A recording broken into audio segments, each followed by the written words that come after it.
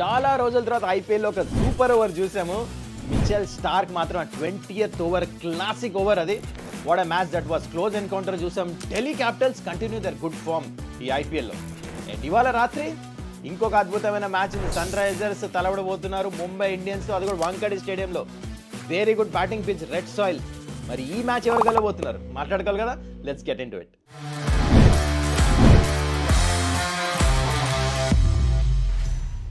నమస్కారం, welcome to Suman's dugout. ఎలా ఉన్నారు అందరూ? I hope you doing well.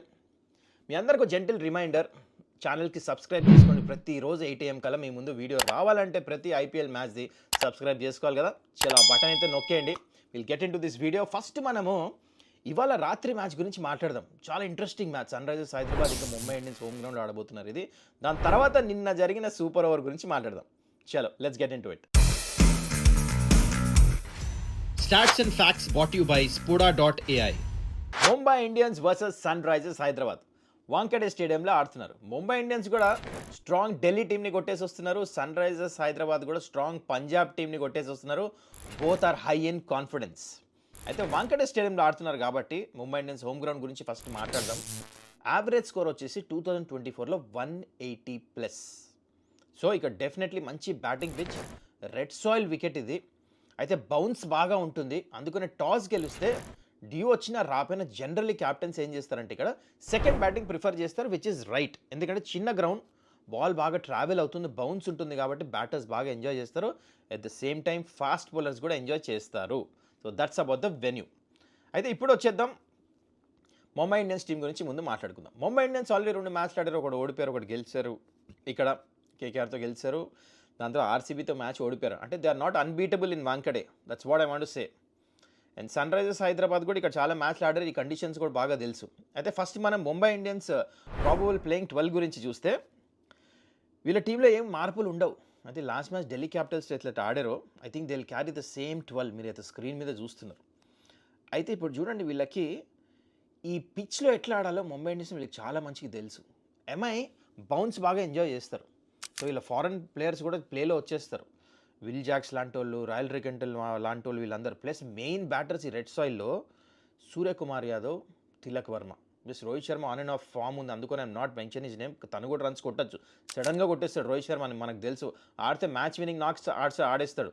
ఇప్పుడు దాకా Rohit Sharma is got the highest man of the matches next to MS Dhoni, Virat Kohli, వీళ్ళందరూ ఉన్నారు. So I'm mentioning this is you can ఎప్పుడైనా రన్స్ కొట్టచ్చు రోహిత్ శర్మ. అండ్ మిగతా బ్యాటర్స్ కూడా చూస్తుంటే they know how to get runs. Especially last match ఢిల్లీని కొట్టేసి వస్తున్నారు, హై ఆన్ కాన్ఫిడెన్స్, హోమ్ గ్రౌండ్లో ఆడుతున్నారు. అయితే వీళ్ళ బౌలింగ్ విషయానికి వచ్చేస్తే easily one of the strongest bowling attack, especially ముంబైలో ఆడుతున్నప్పుడు.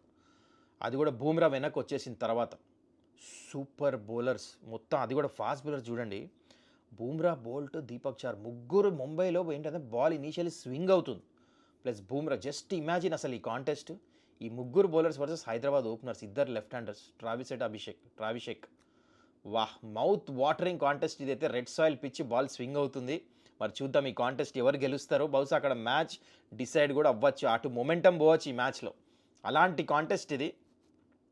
స్పిన్నర్స్ విషయానికి వచ్చేస్తే సన్ రైజర్స్ హైదరాబాద్కి అట్ ద టాప్ ముగ్గురు ఉన్నారు left handers openers, plus Ishan Kishan. So Mitchell Santner ఎంత ప్లేలో వస్తాడో చూడాలి. అందుకనే విల్ జాక్స్ ప్లేయింగ్ 11లో ఆడతాడు అనిపిస్తుంది. ఎందుకంటే విల్ జాక్స్ ఆఫ్ స్పిన్ కూడా వేస్తాడు. సో పవర్ ప్లేలోనో వేపిస్తారేమో అని చెప్పేసి నాకు అనపడుతుంది అక్కడ captain Hardik Pandya. And Mumbai Indians bowling విషయానికి వచ్చేస్తే నాట్ ఓన్లీ ముగ్గురు బౌలర్, హార్దిక్ పాండ్యా కూడా వికెట్లు తీస్తున్నాడు ఈసారి. మంచి ఫామ్లో ఉన్నాడు, ఫుల్ కోటా వేస్తున్నాడు. ఇలాంటి పిచ్లో హార్దిక్ పాండ్యా ఏం చేస్తాడంటే ఆఫ్ కట్టర్ బాల్ పట్టుకొని in to the pitch bouncers వేస్తూ ఉంటాడు. సో దానివల్ల పుల్ కొట్టే అవుట్. ఈవెన్ దో చిన్న గ్రౌండ్ అయినా బాల్ హోల్డే వస్తుంది. రెడ్ సాయిల్ అప్పుడప్పుడు వికెట్స్ పడతాయి అనమాట. సో ఇలాంటి టాక్టిక్స్ యూజ్ చేస్తారు, ఎస్పెషల్లీ లెఫ్ట్ హ్యాండర్స్కి ఆఫ్ కట్టర్స్ వేస్తాడు Hardik Pandya. So this will be the game plan of Mumbai Indians. ఇది ఫాలో అవుతారు జనరల్లీ. ఇప్పుడు మనం సన్ రైజర్స్ హైదరాబాద్ ప్రాబబుల్ 12 విషయానికి వస్తే ఇక్కడ కూడా ఏం చేంజెస్ ఉండవు, బహుశా సేమ్ ఆడతారు. ఎందుకంటే ఇప్పుడు సెటిల్డ్ అనిపిస్తుంది స్క్వాడ్. ఎస్పెషలీ ఈశాన్ మలింగా ఎప్పుడైతే వచ్చాడో, పంజాబ్తో చూసాం మంచి యార్కర్ వేసాడు. ఫస్ట్ 3 ఓవర్స్ అద్భుతంగా వేసాడు. లాస్ట్ ఓవర్లో కొన్ని రన్స్ లీక్ చేశాడు, కానీ హీ బౌల్డ్ రియలీ వెల్. అందుకే సేమ్ ప్రాబబుల్ 12 ఉంటుంది. అభినవ్ మనోర్ వస్తాడు ఇంపాక్ట్ ప్లేయర్ కింద. I think they are giving him one more opportunity. Last match కూడా ఉన్నాడు, బ్యాటింగ్ రాలే కానీ he was there, impact player కింద వచ్చాడు. So this is the thing. So game plan Sunrisers Hyderabad ఇక్కడ అలవాటు పడాల్సింది ఏంటంటే ఈ బౌన్స్కి ప్లస్ ఈ swing. Initially openers number 3 batting చేస్తున్నప్పుడు ఆ స్వింగ్ ఉంటుంది, బౌన్స్ ఉంటుంది. సో ఆ నుంచొని స్ట్రైట్ కొట్టాలంటే అంత ఈజీ ఉండదు. పేస్ యూజ్ చేసి పుల్స్, బిహైండ్ స్క్వేర్ ఆడాల్సి వస్తుంది. సూర్య, తిలక్ అట్లనే ఆడతారు ఈ గ్రౌండ్లో చాలా తెలివిగా. బాల్ పేస్ యూజ్ చేసి బౌన్స్కి వెనకాల వైపు కొడతారు. అందుకనే రన్స్ అన్నీ ఎక్కడ వెనకాల వస్తాయి ముంబై పిచ్లో. ముందు కొట్టాలంటే అంత ఈజీ కాదు. ఫాస్ట్ బౌలర్స్కి అంటుంది, స్పిన్నర్స్కి మళ్ళీ కొట్టచ్చు ముందు. ఇక్కడ హారిజాంటల్ బ్యాట్ షాట్స్ బాగా యూజ్ చేయాల్సి వస్తుంది. అలాంటి గ్రౌండ్ అనమాట. గేమ్ ప్లాన్స్ అట్లా ఉంటాయి ఇక్కడ. So who will come well here? First నేను players to watch out for Sunrisers Hyderabad నుంచి చెప్తా. I'm going for Ishan Kishan ఈ మ్యాచ్. ఇషాన్ కిషన్కి ఈ గ్రౌండ్, ఈ పిచ్ ముందు నుంచి అలవాటు, ప్లస్ పర్ఫెక్ట్గా సూట్ ఉంది దాని టెక్నిక్. ప్లస్ ఈ మధ్య ట్రెండ్ నడుస్తుంది, వాళ్ళ ఎక్స్ టీములతో బాగా స్కోర్లు, పర్ఫార్మెన్స్, వికెట్లు తీస్తూ ఉన్నారు. అట్లా ఆ ట్రెండ్ కూడా ఫాలో అవుతున్నారు. అందుకనే somehow I feel Ishan Kishan will become the player to watch out for. Runs కొడతాడని నాకు చాలా స్ట్రాంగ్ ఫీలింగ్ ఈ మ్యాచ్లో. అండ్ నెక్స్ట్ వచ్చేసి I think Mohammed Shami will be very effective ఈ పిచ్లో. ఫాస్ట్ బౌలర్స్, సీమ్ హిట్ చేసి స్వింగ్ చేసే బౌలర్స్ ఇనీషియలీ చాలా మంచిగా చేస్తారు. ఇంతకుముందు తినకి రికార్డ్ కూడా ముంబై ఇండియన్స్ హోమ్ గ్రౌండ్ వాంకడేలో చాలా బాగుంది. షమీకి ఈజ్ అ బ్రిలియంట్ బౌలర్. ఈ పిచ్లో మంచిగా వేస్తాడు అనిపిస్తుంది. So I'm going with 2 players to watch out for.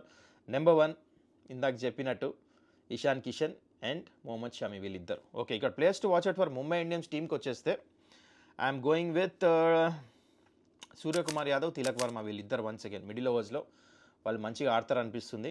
And Bumrah in bowling department. Definitely Bumrah can make a difference. ఇక్కడ న్యూ బాల్తో వికెట్స్ తీసాడా హైదరాబాద్కి చాలా ప్రాబ్లం అయిపోతుంది. So what a contest. Hyderabad bowlers విషయానికి వచ్చేస్తే ఇక్కడ మనం మాట్లాడాలంటే I think Shami becomes very important.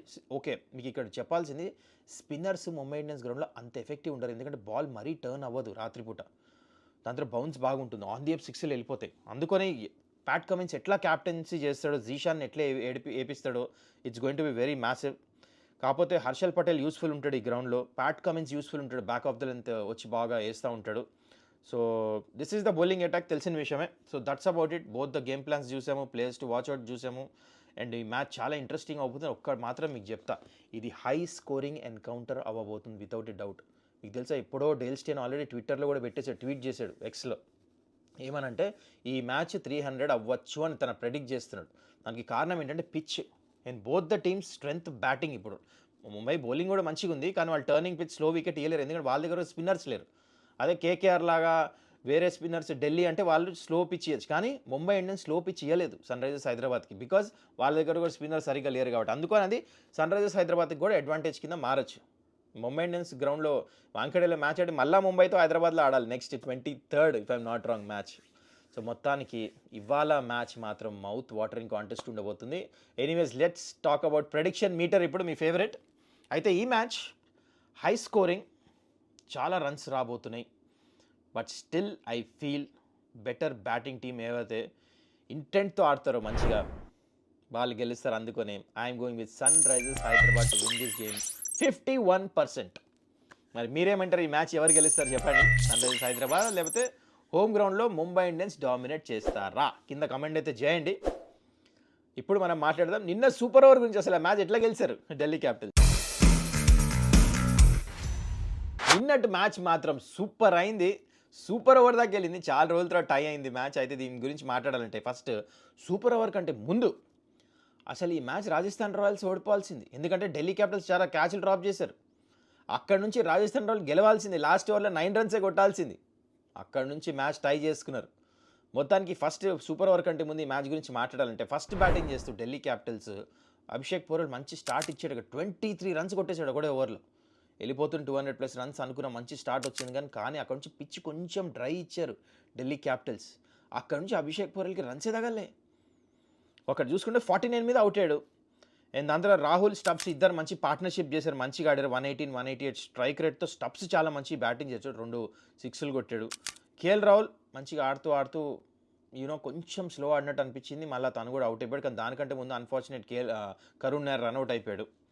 And దాంతో ఆశుతోష్ వచ్చాడు, తను కూడా మరీ ఎక్కువ కాంట్రిబ్యూట్ చేయలేపాడు, తగలేదు. ఎందుకంటే క్వాలిటీ బౌలింగ్ వేశారు, ఎందుకంటే పిచ్ నేను ఇందా చెప్పినట్టు కొంచెం డ్రై ఉంది సర్ఫేస్. ఇంటూ ద పిచ్ వేస్తే అంత ఈజీగా లేదు, బాల్ కూడా రివర్స్ అవుతుంది. అంత మంచి బ్యాటింగ్ పిచ్ కాదు ఇది. గ్రౌండ్ చిన్నగా ఉన్నా పిచ్తో కాంప్రమైజ్ చేస్తారనమాట. ఢిల్లీ క్యాపిటల్స్ కావాలని ఈ పిచ్ ఇస్తున్నారు, ఎందుకంటే వాళ్ళ దగ్గర మంచి స్పిన్నర్స్ ఉన్నారని. ఎనీవేస్ 188కి రెస్ట్రిక్ట్ అయ్యారు వీళ్ళు, which I thought was a winnowing score definitely ఈ పిచ్ మీద. ఎందుకంటే ఢిల్లీ క్యాపిటల్స్ బౌలింగ్ చూస్తే definitely this was a winnowing score. అయితే ఇక్కడ చూడండి సాలిడ్ స్టార్ట్ వచ్చింది. అక్కడ సంజు శాంసన్ ఇంకా యశస్వి జైస్వాల్ ఈజీగా కంఫర్టబుల్గా ఆడుతున్నారు. యశస్వి అయితే 37 బాల్స్లో 4 సిక్స్లు దుమ్ము లేపేస్తున్నాడు. కానీ ఇక్కడ ఏం జరిగింది, సంజు శాంసన్ రిటైర్డ్ హర్ట్. తనకి ఇక్కడ side strain something happen to him, నేను బ్యాటింగ్ చేయలేనని చెప్పేసి ట్రై చేశాడు.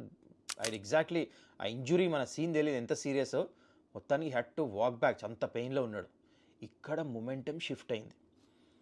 దెన్ కమ్స్ కొంచెం అటు ఇటు అయింది మ్యాచ్, అదే దాంతో యశస్వి అవుతాడు. కానీ Nitish Rana played out standing నాక్. అసలు స్పిన్నర్స్ని చాలా మంచిగా ఆడతాడు, వీళ్ళని స్పిన్నర్స్ని చాలా మంచిగా హ్యాండిల్ చేశాడు. The way he controlled, patience చూపించాడు, మధ్యలో కొట్టాల్సిన టైంలో కొట్టాడు, రన్స్ పరిగెట్టాడు, సూపర్ బ్యాటింగ్ చేసి 51 కొట్టే 28 బాల్స్లో 182 స్ట్రైక్ రేట్, 2 సిక్స్లు అండ్ 6 బౌండరీలు, చాలా మంచి బ్యాటింగ్ చేశాడు. దాని తర్వాత ధ్రువ్ జురేల్ కూడా అవుట్ స్టాండింగ్ బ్యాటింగ్ చేశాడు అప్పుడు దాకా మంచిగా, ఎందుకంటే పిచ్లో రాగానే అంత ఈజీ కాదు.